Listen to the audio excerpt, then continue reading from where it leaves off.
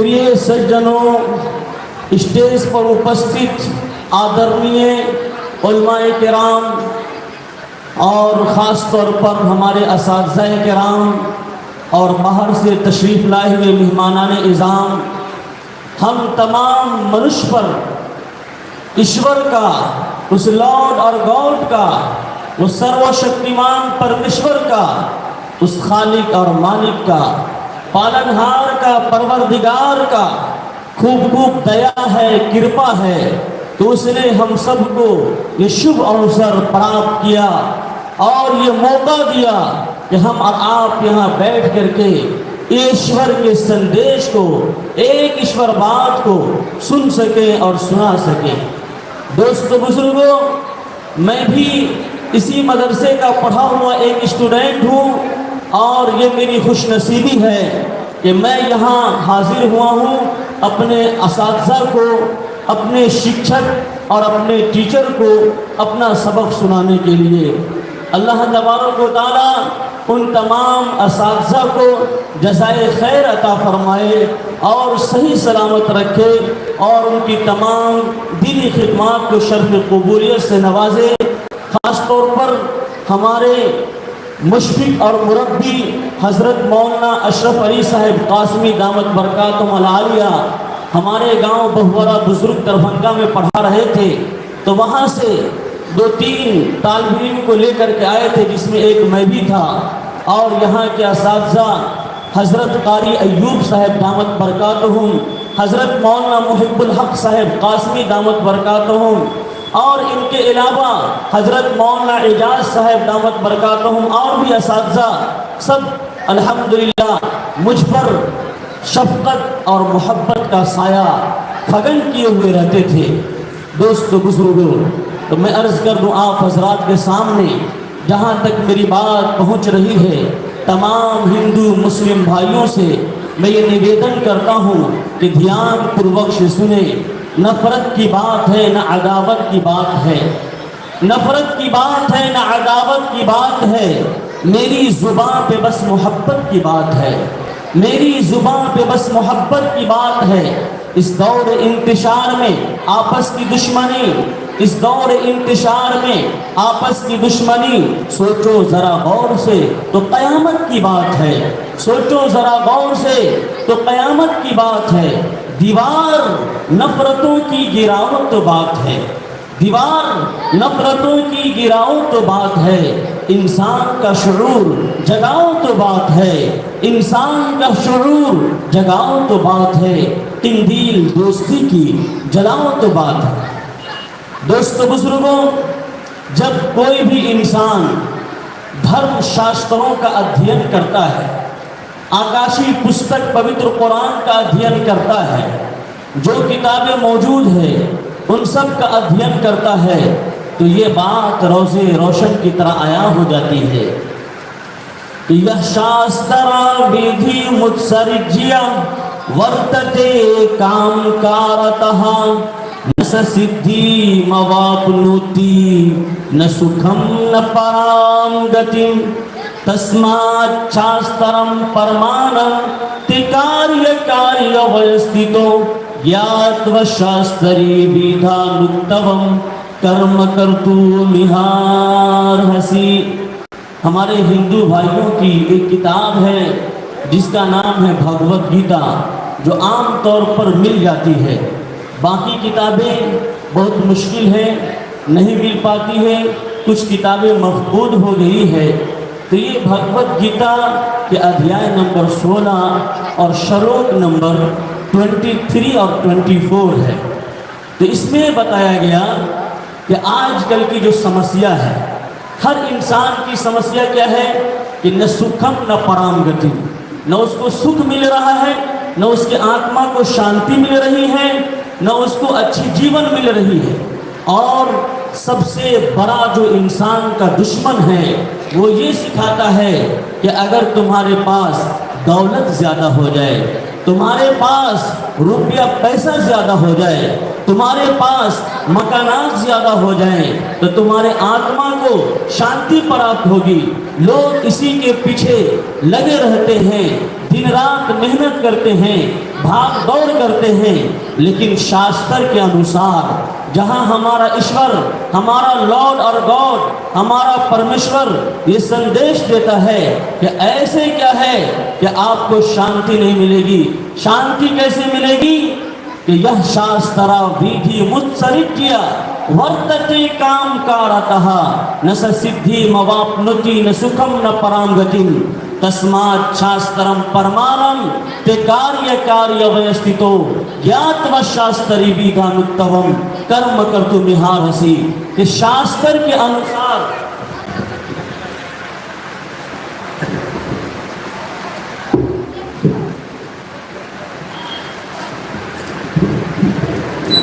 बाहर पंडाल के आगे मोटरसाइकिल लगी हुई है, 7-8 मोटरसाइकिल लगी हुई है।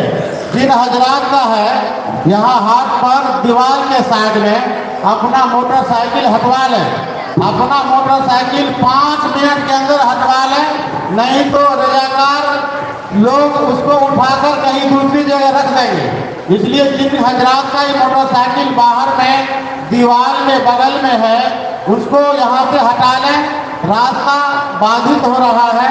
तमाम मोटरसाइकिल वाले से गुजारिश है कि अपना मोटरसाइकिल को हटा लें, नहीं तो रजाकार लोग उसको उठाकर कहीं बाहर रख देंगे।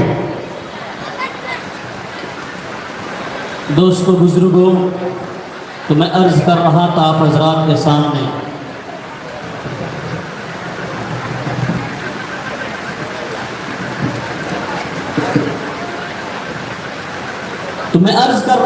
आप हजरात के सामने कि इंसान के आत्मा को शांति प्राप्त कब होगी?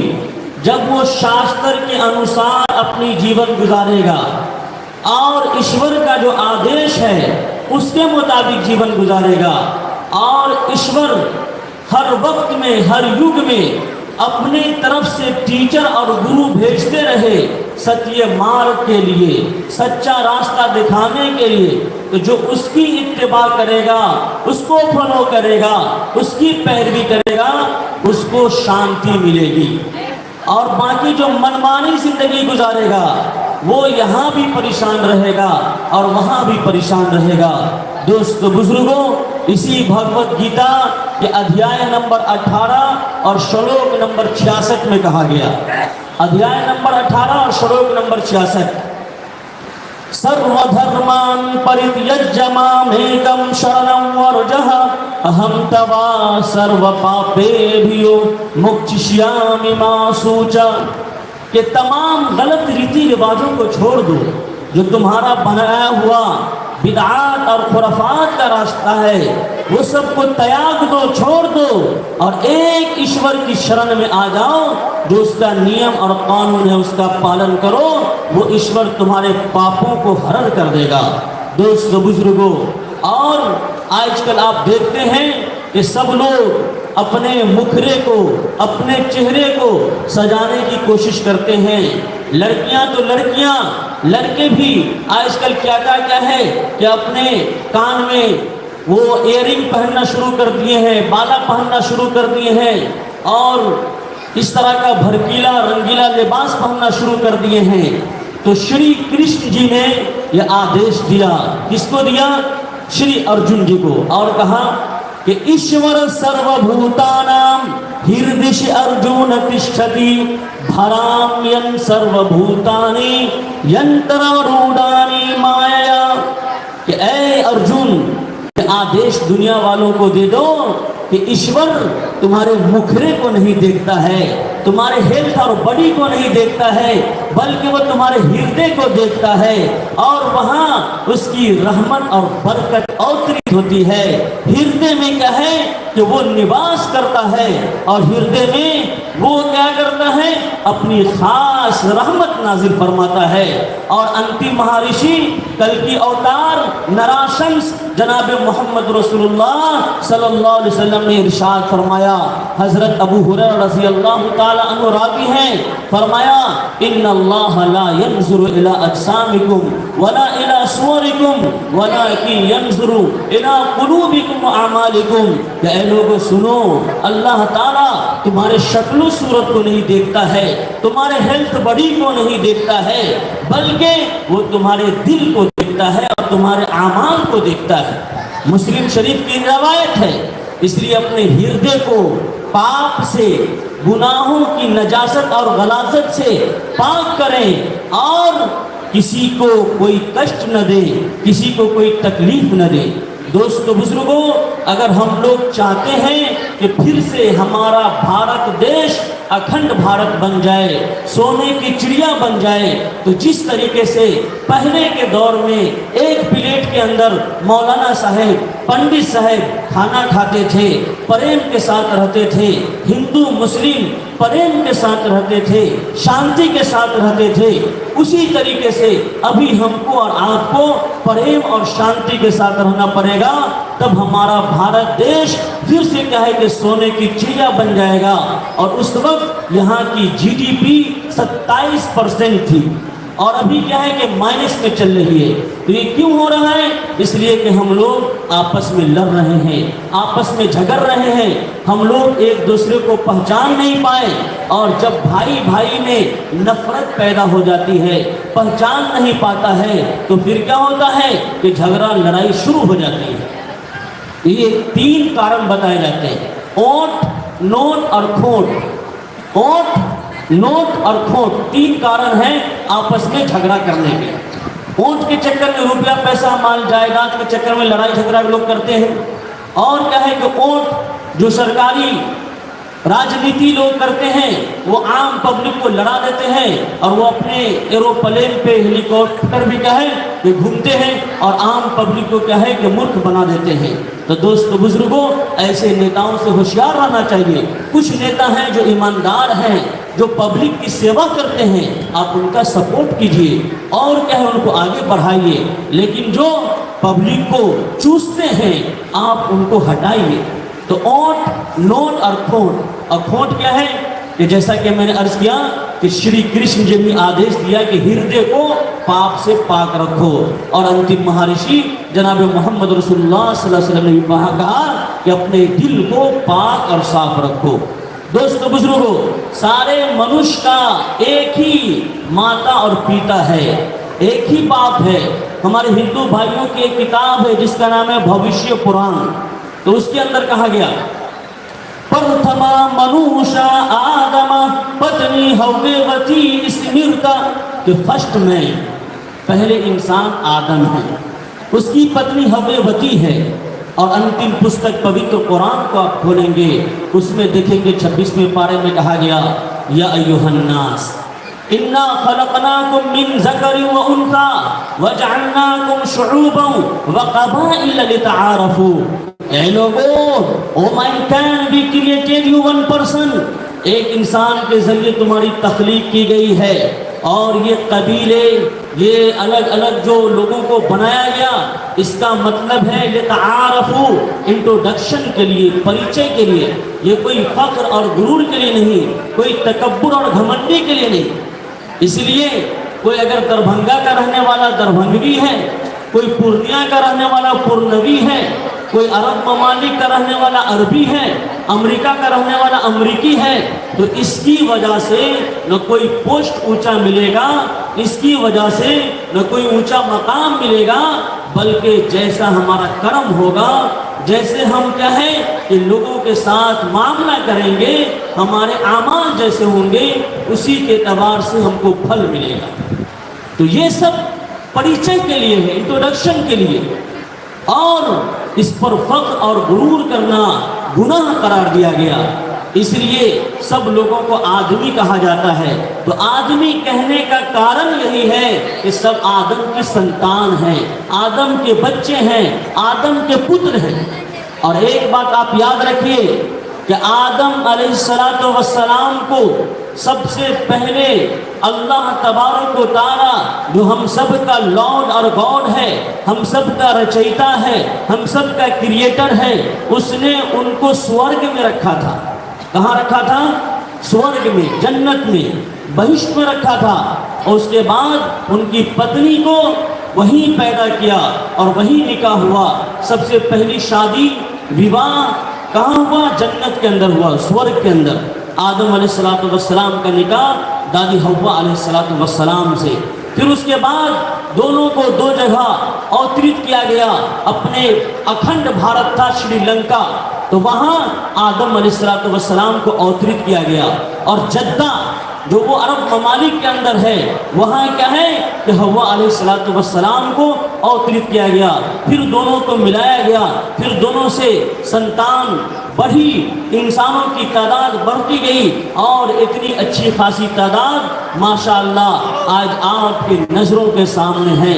तो दोस्तों बुजुर्गों, हम लोग तो स्वर्ग के मेहमान हैं, जन्नत के मेहमान हैं। इसलिए दुनिया के अंदर जितनी भी हम दौलत हासिल कर लें, जितना रुपया पैसा इकट्ठा कर लें, हमको पूरे तौर पर शांति और अमन नहीं मिल सकती।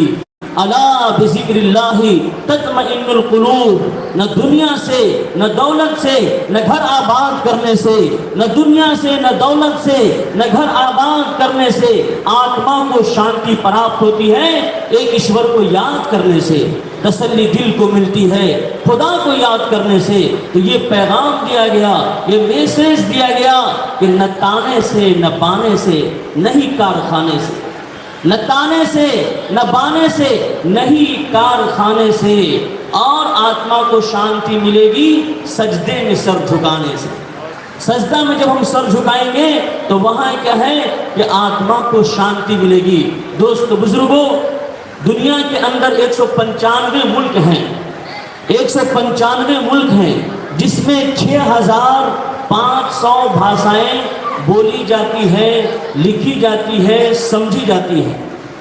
और उन भाषाओं में आप देखें तो अलग अलग अल्लाह तबारक व तआला की तारीफ की गई है। हमारे भारत देश में तकरीबन 800 भाषा है जो बोली जाती है, पढ़ी जाती है, लेकिन बज़ाब्ता 22 भाषाएं क्या है कि सरकारी ज़ुबान के तौर पर आप उसको लिख सकते हैं, पढ़ सकते हैं, एप्लीकेशन वगैरह उसमें दे सकते हैं सुबह के एतबार से, जिस ज़ुबान को जो मकाम हासिल है। तो मैं अर्ज़ कर दूँ आप हजरात के सामने कि कोई शीतल जल कहता है, कोई कूल्ड वाटर कहता है, कोई ठंडा पानी कहता है, कोई अलमाउल बारिद कहता है। तो इसमें फ़र्क नहीं है, वो एक ही चीज़ है। सुनने वाले को फ़र्क लगता है, लेकिन सही माने में अपने क्या है कि असलियत के एतबार से उसमें कोई फ़र्क नहीं है। तो अलग अलग भाषा में, अलग अलग ज़ुबानों में इंसान अपने लॉर्ड और गॉड को याद करता है। कोई खालिक कहता है, कोई मालिक कहता है, कोई पालनहार कहता है, कोई परवरदिगार कहता है, अपने अपने भाषा में कहता है।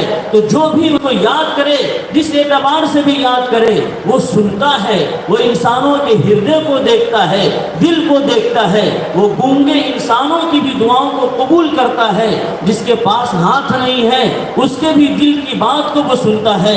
दोस्तों बुजुर्गों, इसलिए अपने दिल को पाक और साफ रखें और जो गलतफहमियां हिंदू और मुसलमान के अंदर फैला दी गई है उसको दूर करने की ज़रूरत है। अगर दाहिना हाथ की तरह हमारे हिंदू भाई हैं तो बायां हाथ की तरह मुसलमान भाई है। अगर एक हाथ को काट दिया जाएगा तो आदमी लुल्हा हो जाएगा, फिर मुकम्मल नहीं रहेगा। अगर दायां पाँव की तरह हिंदू भाई है तो बायां पाँव की तरह मुसलमान भाई है। अगर एक पाँव को काट दिया जाए तो जिंदगी भर के लिए आदमी निंगरा हो जाएगा, लंगड़ा हो जाएगा, ऐबदार हो जाएगा। अगर क्या है कि राइट जो आँख है हमारी दाहिने वाली, उसकी मिसाल हमारे हिंदू भाइयों की है, तो बाएं आँख की मुसलमान का बाएं आँख की मिसाल हमारे मुसलमान भाइयों की तरह है। अगर एक आँख फोड़ दिया जाए तो आदमी काना हो जाएगा, अंधा हो जाएगा, मुकम्मल नहीं नहीं रहेगा। इसलिए भारत देश को मुकम्मल रखना है और स्वस्थ रखना है, अच्छा रखना है, बेहतर रखना है, सोने की चिड़िया बनाना है तो तमाम हिंदू मुस्लिम भाइयों को प्रेम और शांति के साथ रहना पड़ेगा।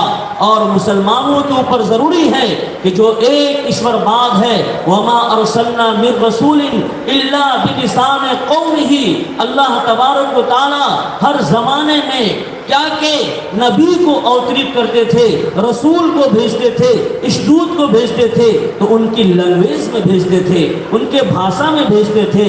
यदा यदा ही धर्मस्य ग्लानिर्भवति भारत अभ्युत्थानम धर्मस्य तदात्मानं सृजाम्यहम् परित्राणाय साधूनां विनाशाय तदुष्कृतां धर्म संस्थापनार्थाय संभवानि युगे युगे। तो हर युग में ईश्वर ने क्या किया? अपने नबी और रसूल को भेजा, इस दूत को भेजा। और क्यों भेजा? कि सब लोग सत्य मार्ग पर चले, शांति के साथ जीवन गुजारें, प्रेम के साथ रहें, भाई भाई बन करके रहें, एक दूसरे को फायदा नहीं पहुंचा सकते तो नुकसान भी नहीं पहुंचाएं। और इसी भगवत गीता के 16वें अध्याय में श्लोक नंबर 2 के अंदर श्री कृष्ण जी आदेश देते हैं और कहते हैं कि सुनो, अहिंसा सत्यम करो दस्तयाग शांति रपे सुनम दया भूतेश्वरूपतवम मार्दवम वीर्य चापलम। अहिंसा, ये जुल्म सितम नहीं करना है, अत्याचार नहीं करना है, क्राइम और जराइम नहीं करना है। सत्यम, बिल्कुल सच्चा इंसान बनकर के जिंदगी गुजारना है। अस्सिद्क़ु युज्जी वल किज़्बु युहलिक, ये सच्चाई इंसान को नजात देती है और झूठ इंसान को तबाह बर्बाद कर देती है। इसलिए झूठ नहीं बोलना है। अहिंसा सत्यम करो दस्तयागा, और फालतू का गुस्सा नहीं करना है, गुस्सा को त्याग देना है। दया भूतेश्वरूपतवम मार्दवम वीर्य चापलम, और एक दूसरे के साथ कृपा का मामला करना है, दया का मामला करना है। करो मेहरबानी तुम अहले ज़मी पे, करो मेहरबानी तुम अहले ज़मी पे, खुदा मेहरबान होगा अर्शे बरी पे, खुदा मेहरबान होगा अर्शे बरी पे। दोस्तों, ये पहला सबक था किताबे हुदा का, ये पहला सबक था किताबे हुदा का कि है सारी मखलूक कुंबा खुदा का, अल खल्क़ इयालुल्लाह, कि है सारी मखलूक कुंबा खुदा का। इसलिए हम आपस में भाई भाई बन करके रहें, लड़ाई झगड़ा न करें, एक ईश्वर की भक्ति करें, एक ईश्वर के सामने अपने माथा को झुकाएं।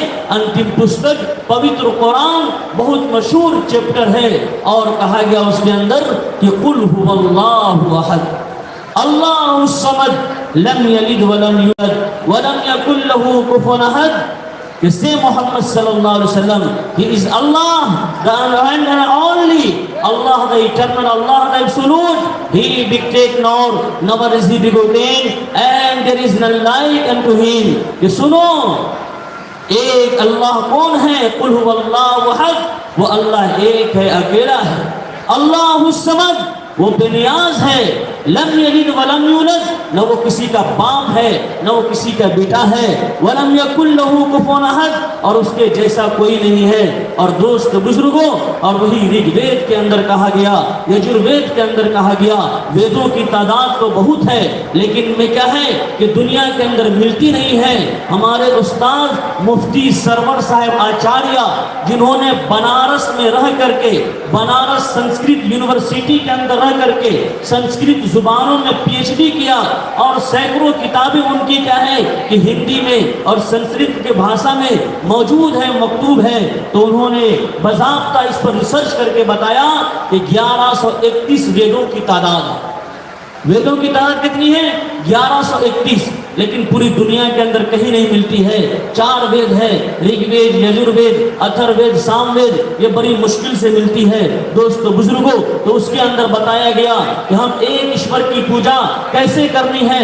एकम ब्रह्म द्वितीय नास्ते नेहना नास्ते किंचन एकम एवं अद्वितीयम, तो वो ईश्वर एक है, नाम उसका अनेक है।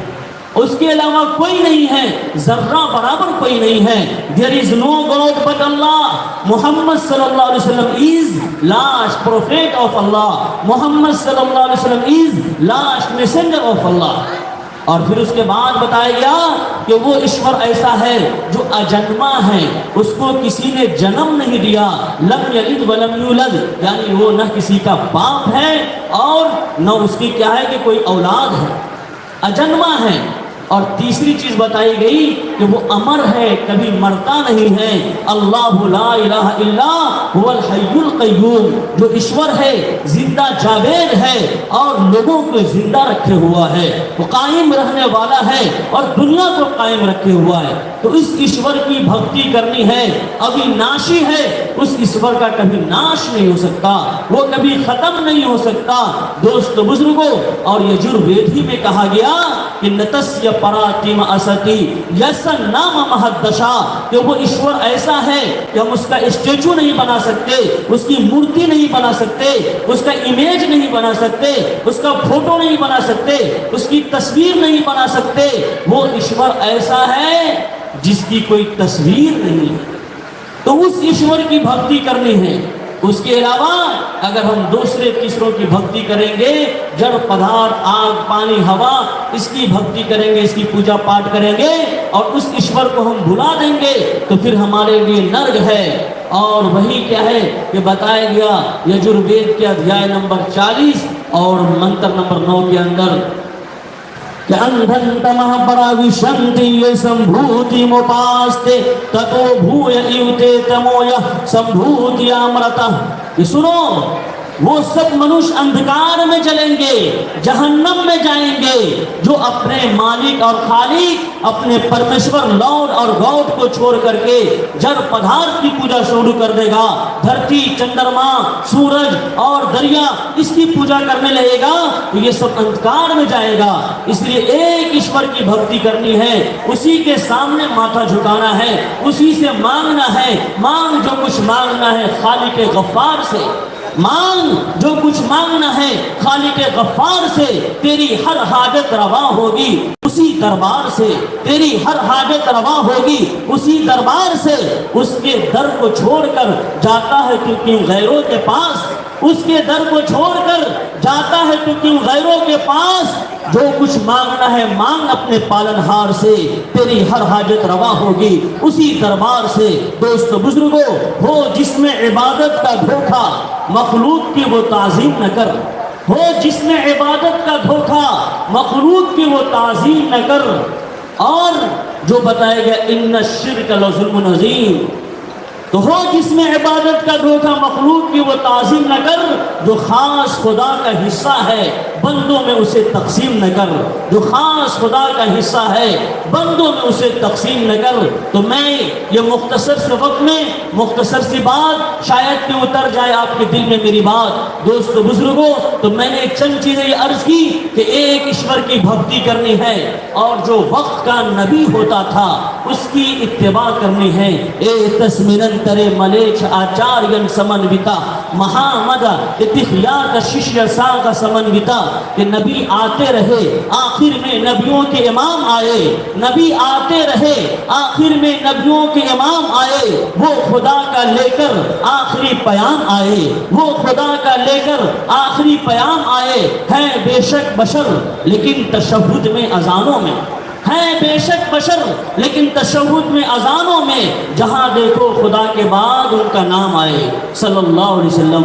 हैं बेशक बशर लेकिन वेदों में पुराणों में, है बेशक बशर लेकिन वेदों में पुराणों में, जहाँ देखो खुदा के बाद उनका नाम आए। कहीं मोहम्मद है, कहीं महामद है, कहीं कल की अवतार है, कहीं नराशंस है, तो उनकी इत्तिबा करनी है तमाम धरती वालों के लिए। उसमें सफलता है कि हम उसको शिक्षक और गुरु मान करके जीवन गुजारें और अपनी परेशानी का समाधान पाएं। दोस्तों बुजुर्गों, इसलिए मैं बार बार जहाँ भी जाता हूँ तो तीन चीज़ को खास तौर पर रखता हूँ, एक ईश्वरवाद और वक्त के रसूल की इत्तिबा। और अभी कौन वक्त चल रहा है, कल की अवतार नराशन मोहम्मद सल्लल्लाहु अलैहि वसल्लम की इत्तिबा जो कर लेगा वही सफलता पाएगा। नक्शे कदम नबी के हैं जन्नत के रास्ते, नक्शे कदम नबी के हैं जन्नत के रास्ते, अल्लाह से मिलाते हैं सुन्नत के रास्ते। दोस्तों बुजुर्गों, जो नबी पाक की सुन्नतों पे आमिल नहीं होगा, जो नबी पाक की सुन्नतों पे आमिल नहीं होगा, वो कुछ भी कर रहा हो कभी कामिल नहीं होगा, वो कुछ भी कर रहा हो कभी कामिल नहीं होगा। इसलिए एक मुकम्मल और कामिल इंसान हम बनना चाहते हैं तो एक ईश्वर की भक्ति करें और जो वक्त के नबी हैं जनाब मोहम्मद रसूलुल्लाह सल्लल्लाहु अलैहि वसल्लम, हम उनकी इत्तिबा करें, उनकी पैरवी करें और अच्छा कर्म करें। जो भी हम कर्म करेंगे यहाँ वह क़यामत के दिन महापरले हमको हिसाब देना पड़ेगा। फमन यअमल मिस्क़ाल ज़र्रतिन खैरन यरा व मन यअमल मिस्क़ाल ज़र्रतिन शर्रन यरा, कि ज़र्रा बराबर भी कोई पुण्य करेगा, नेक काम करेगा, वो भी उसको वहाँ देखेगा। ज़र्रा बराबर कोई पाप करेगा, बुरा काम करेगा, गलत काम करेगा, वो भी वहाँ उसको देखेगा। दोस्तों बुजुर्गों, इसलिए हम ये सोच करके जिंदगी गुजारें कि जो कुछ तू करता है छुप के अहले जहां से, जो कुछ तू करता है छुप के अहले जहां से, वो ईश्वर देखता है तुझे आसमां से, वो अल्लाह देखता है तुझे आसमां से। दोस्तों बुजुर्गों, वक्त खत्म हुआ। अल्लाह ताला हम तमाम लोगों को कहने सुनने से ज़्यादा अमल की तौफीक अता फरमाए।